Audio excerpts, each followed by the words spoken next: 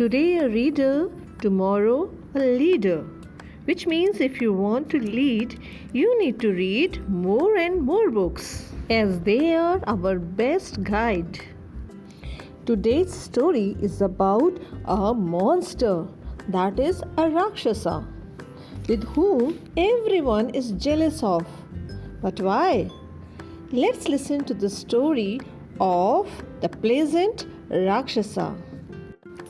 Karimuga was a pleasant Rakshasa. He was purple in color and had bright pink cheeks.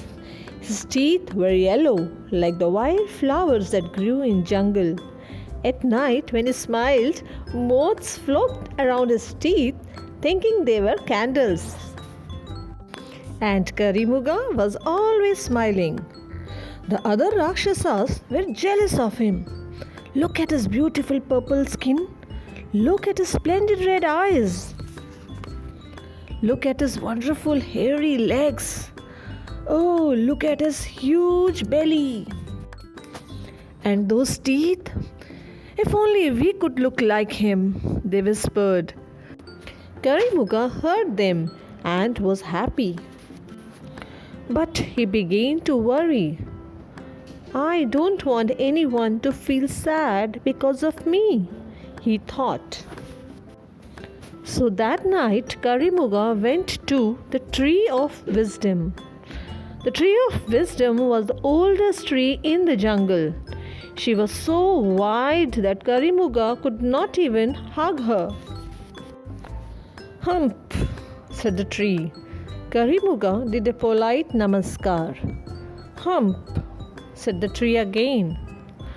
I have to come to ask you for help, Karimuga said. Don't ask for immortality, invincibility, or idlis, said the tree.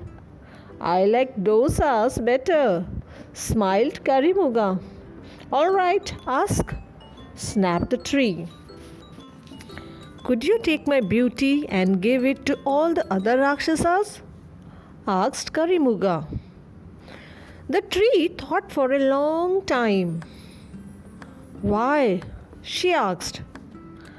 I am bored of being beautiful, said Karimuga. The Tree of Wisdom smiled. Granted, she said. When Karimuga ran back to his friend, what a sight met his eyes! Oh, look at my purple skin! Screamed one Rakshasa. Oh, look at my hairy legs! Yelled another. Pooh, they are nothing compared to my red eyes, said the third Rakshasa. The Rakshasas hugged each other in happiness. Look at us, they beamed at Karimuga. We are beautiful. Karimuga looked at them. Then he looked at himself in the moonlight. His body was pale, his legs were thin and hairless, his big belly was gone. He felt a bit sad. Stop looking so sad, said the Rakshasa with the hairy legs. Nobody should be sad tonight, yelled the Rakshasa with the splendid red eyes. The Rakshasa, who now had a big belly, started tickling Karimuga. Soon the others joined in. Karimuga fell to the ground and began rolling and rolling till he almost fell right into the stream. Suddenly, he caught sight of his face in the water.